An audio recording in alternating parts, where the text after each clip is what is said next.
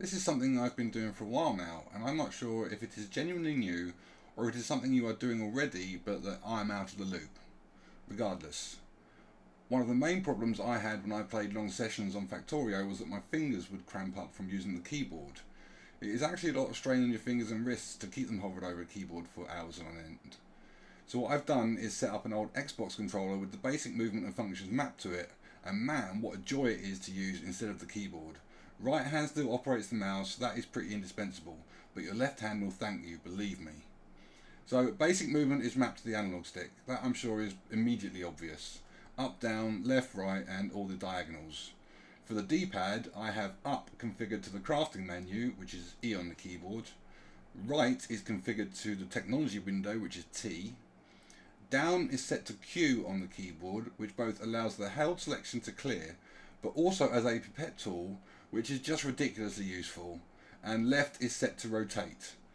I actually had to run Factorio to go through each of these functions on the D-pad to make sure I got it right. I've been using it for so long now, it is just instinctive. But they are all ultimately interchangeable. You don't have to use the exact same configuration I have, but I think these are the best four functions to map to the D-pad. The two shoulder triggers I have set to Control and Shift, which means I can hold either of these down and use with the mouse to copy functions or take the contents of a box or other things.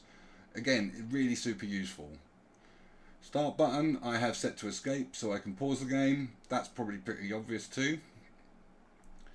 For the buttons on the right hand portion of the controller, I've put a few other functions that generally don't need the mouse that aren't really necessary but do come in useful.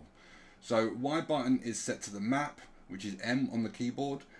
B button is set to enter, so I can enter and exit vehicles. X button is set to tab to switch weapons. I don't think I've ever actually used that. And A button is set to F, so I can pick items up directly from the factory. At this point, I would really love to have a saved profile to give you. But for reasons I'm not entirely sure of, when I originally set up my controller, I used a program called Keysticks, which I paid for. And now I'm aware you can do this directly in Steam and that I probably didn't need to pay for it. So I doubt my saved profiles will be useful. But I'm willing to bet that it is a lot easier to set up a controller in Steam than it was to set up in Keysticks, so I got the punishment to fit the crime. There is one bad point about this though. The Xbox controller works perfectly in every single way, apart from when you want to attack an enemy base with a tank. Then it becomes really difficult to direct your tank, hold down a fire button, which would need to be on the right hand portion of the controller at this point, whilst also pointing your mouse where you want your tank to aim. I have tried a few different ways and I have always come to the same conclusion. I need a third hand to make it work.